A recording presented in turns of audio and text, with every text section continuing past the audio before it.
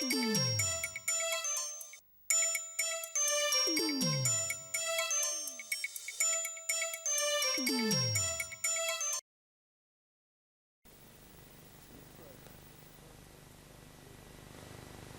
program is proudly brought to you by the Peel Dance Bar, corner of Peel and Wellington Streets, Collingwood.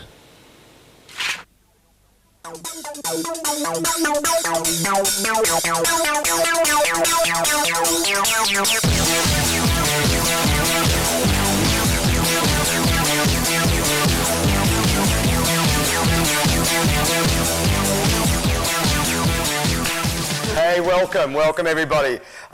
This is Blah Blah Blah, and we're going to have a debate tonight, and we're going to do something like on double minorities, and we were playing with the words double minorities, being gay in a non-Anglo Saxon culture. Problem is that I'm surrounded by a bunch of half-castes, bungs, niggers, gooks. Now, can I use that kind of language? What do you reckon? Is that okay? Yeah. Doesn't bother any of you? Because I'm just as long as we get to throw something back at your face. If you call me white trash boy and you're in trouble. What I'm afraid of is we try to get this debate thing happening tonight, and we realise that the racism issue out there in the queer community is larger than life. So there's a bunch of boys and the token girl, but we're going to do another one in a couple of weeks with all dykes, how they were affected in different cultures and stuff. So today, instead of doing the real debate stuff, will be more of a discussion.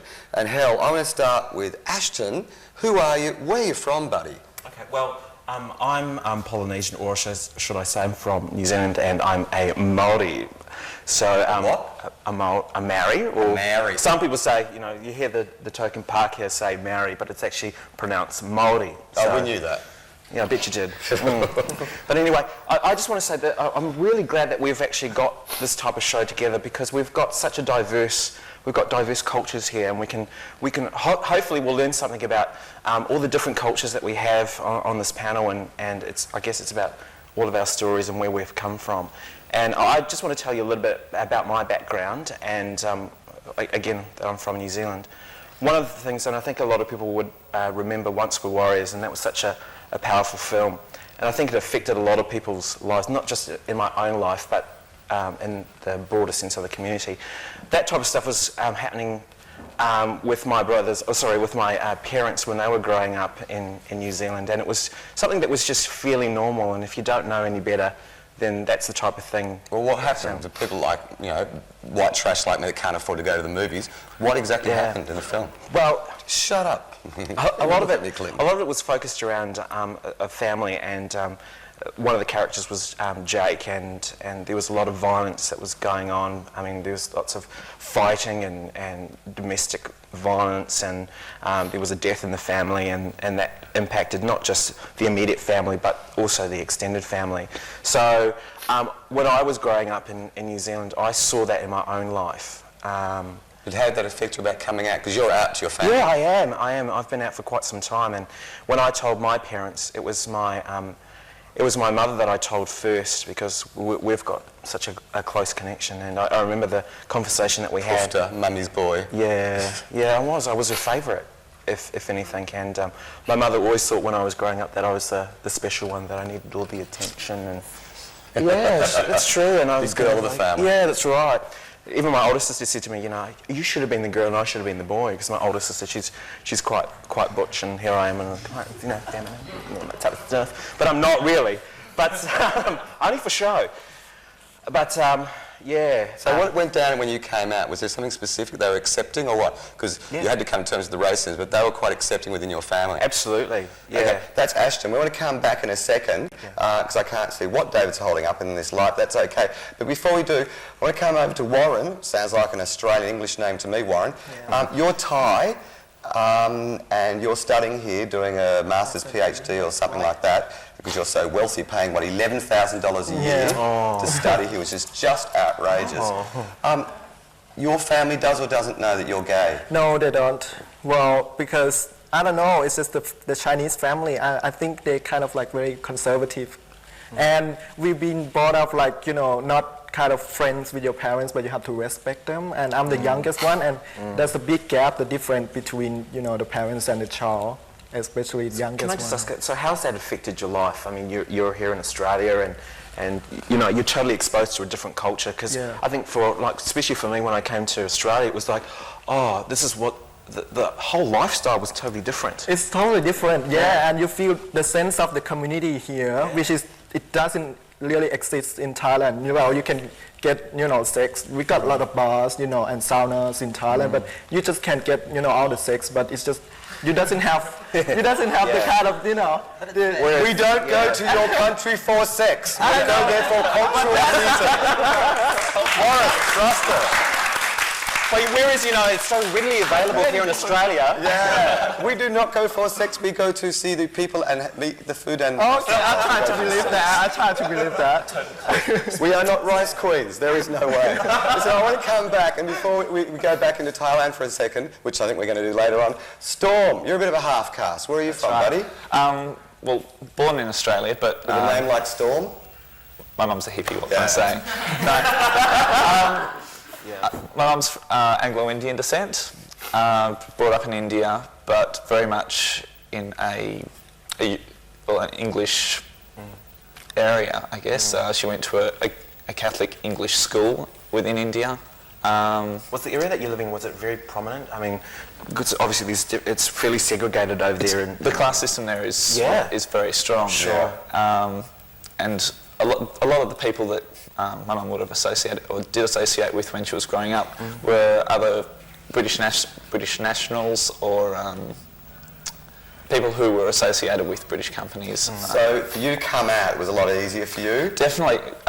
Growing up in, well, I guess a very multicultural family, my father's English, hence the lack of colour in my skin, which would be nice occasionally. Like those tourists that turn around and I go, forget "There's the Murray's that they're really black," and I'm not too sure about it. We'll come to these two in a second. I have to go to the tanning salon to get my tan, but no, I guess because there is such a wide range in cultures within my family itself, coming out and being gay was not a really big issue. It was just something else. Good. I want to come back there. I want to go to Anna. Anna being the token representative of the dyke community. Go, girl. Yeah. Now, you're Tongan or Polynesian, or you wear those dresses, don't you? Yeah, I don't wear the dresses, but Those hula hoops. no, but I've got my family are fairly multicultural within themselves. Like we have, my mum's part German, Hawaiian, Samoan, that's my dad's Chinese. On my dad's side, it's the Tongan married, and again a bit of Samoan there. So it's just really like because there was a lot of at the time there was a lot of migration to the islands at the time, and you find that there's a lot of Dutch and Chinese and all that sort of thing that sort of migrated We're to very the islands. interbred, aren't we? We are. Oh, so you two are related? Yeah, probably. Why am I surprised by Small this? community, It like is, it's very an island much of so. 250,000 in Western Samoa, and you find other islands around the same population I mean, as well. I only met Anna when she You were came back. scraping your little Tongan bracelet on your mic, sweetheart. Leave that mic alone. When I met Anna, Oh, Anna's doing it.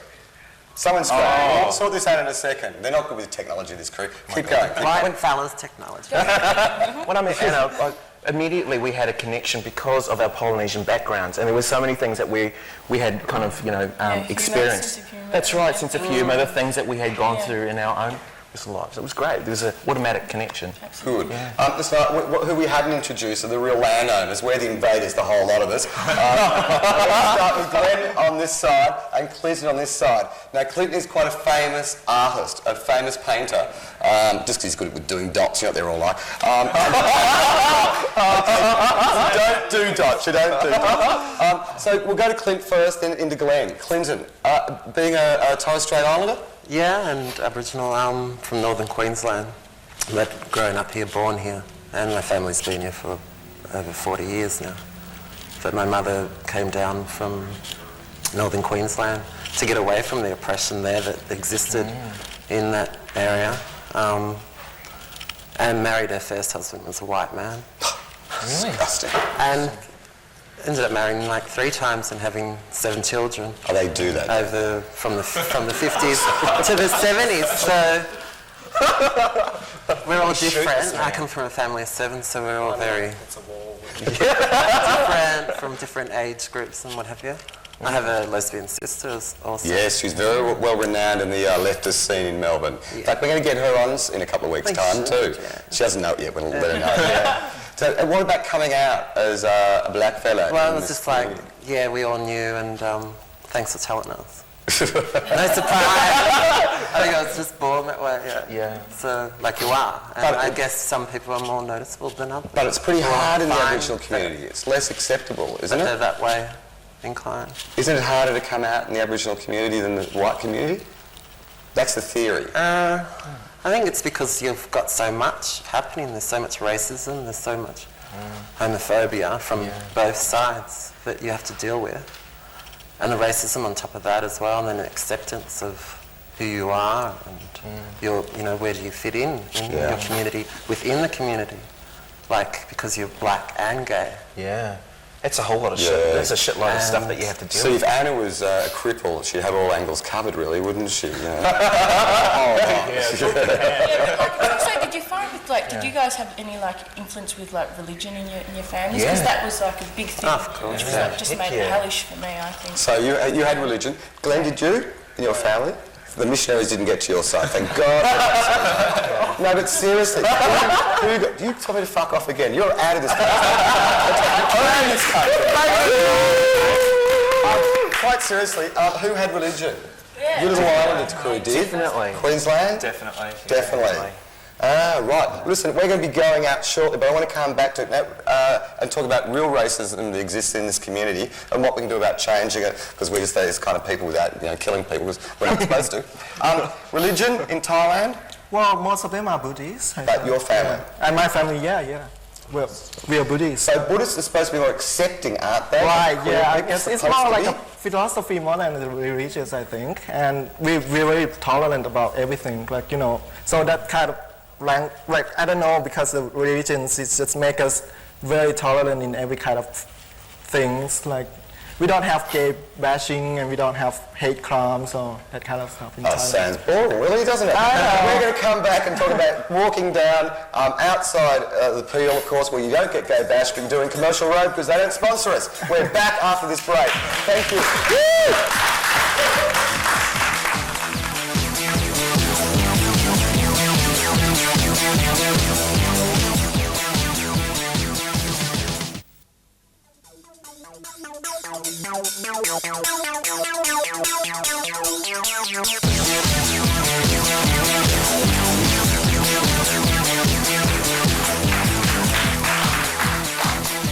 Hello, we're back again, and we're doing this show, which was supposed to be a debate show about double minorities, being gay and non-Anglo-Saxon culture. Problem is that we couldn't get to that point because we actually realised when we were discussing it, the whole bunch of us here researching it, the racism is so predominant out there in the queer community that it wasn't even worth getting into a debate situation about it. I was just counting up in the break how many languages out of the people here. 16 languages. 16 languages. It's just frightening. You come to our country, apart from we came to your country, and there are 16 languages being spoken. Shut up, Clinton. We're going to leave soon. We tried to get out, buddy. I'm with you. We tried to get out, but we just can't find our way back to where we came from. So we're going to get into this right in a second. Just the Australian newspaper, I was looking at Thursday's media section, and it was about this award show that was on television, and it had this little line in there, and I quote, "Who was that Asian boy at the Logies with Molly Meldrum?" I don't know what you were trying to say in that article, whoever wrote it in The Australian, but that's Roy, his boyfriend, for the past 5 years. So I don't know whether you were trying to make a racist position here that whites aren't supposed to, be in love with Asians, PowerPoints, gooks, whatever. But that was pretty rude and offensive, I think. I don't know. Was it rude and offensive, or is the Australian newspaper just trying to help Ian come to terms with the fact that he's been in love with a Timorese guy for 5 years and they live together? Anyway, we're going to come back to that kind of stuff in a minute. If you want to be in the studio audience, please give us a call. There's a website here. Look, you read it out, darling, because my English isn't that good. Go on. All right, if you call Joss on 0401 26 0924, or you can email him on studioaudience@hotmail.com. Great. We've done our token stuff. We want to be in the audience and topics as well. Yeah. Now, in the break, we were talking. Glenn, tell us that crap that went down with you at this Aboriginal school. Alright, well, I used to go to a school called Bucksford Secondary College in Glenroy, somewhere, Glenroy, just near Barbados, and it was the only Aboriginal school that was still in existence in there, and I was the only gay kid that happened to be the only one, the only one that stood out as well, and I just didn't fit in very well with them all. So they gave you shit, your Practically. fellow black community. How old are you now? I'm 19. 19. I want to see the difference between... How old are you? I know you're at 22, sweetheart, aren't you? But the difference is... 23, thank you. You know, I was close. That means that when we met you, okay, you were 3, that's okay. Just working at that. But like the differences in if there were... You were cool at school and the black community was okay with you?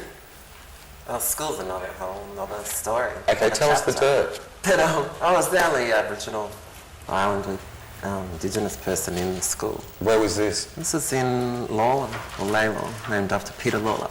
He was a fine white Australian. Didn't he do something? Well, that was the Eureka Stockade. Oh, him, that's right. He saved us, yes. Fought the English. Yes, from the English. Yeah. So who was saving you lot? No, it really wasn't. And so there was that racism crack there, yeah? Well, yeah, basically there's lots of racism, but also majority of the students there were Greek, Italian, Macedonian, Croatian, whatever. But also I noticed, because it's through the 70s, there were then people coming from Asia migrating, and so there was other students. And I didn't, feel like it was Sri Lankan. So they're black, and there seemed to be more black students at school. Was there a bond there amongst them? But they sort of keep to themselves as well. Like, yeah, my best friend right through primary school, high school was Indonesian boy. So that we stuck together, and we had to because of the racism. Yeah, he was cool about you being a fag? Well, I guess back then it was sort of like, yeah, you're that way or something, you're feminine or something, you're not. I wasn't like a fag, so I didn't have a boyfriend. Did you know at that time when you were at school? Touch Matt. Did you you know dreamt about it, but... Did you know that at that time when you were at school that you were gay, or was that something that you were working through? Kind of. I sort of just didn't really worry about it. I thought it's their problem if they've got a problem with it. Good. Good attitude. Now, I want to go back over here to Warren. I'm sure that's an English name, Warren. Oh, no, it's not. Oh, you take. I suppose it's a different spelling. Now, the majority of people, I assume, particularly in the queer scene, and you tell me, because we've spoken about this a bit, but whether I'm right or wrong, but I suppose you go to the Star Hotel, don't you? Because you're Asian. Well, yeah, but I just went there a few times. And what about the mentality? Because you're supposed to, I assume people think that you're either a potato queen or you're a sticky rice. Well, yeah, well, when you go to the Star Hotel, everybody assumes that you're a potato rice, It's just... We've explained what that's. There's this offensive old camp terms, and a rice queen is supposed to be a white person that loves Gooks and PowerPoints and all that kind of shit. And of course, in reverse, I'm a politics. Please, I'm trying to keep my lunch down. Oh, shut up. You're trying to get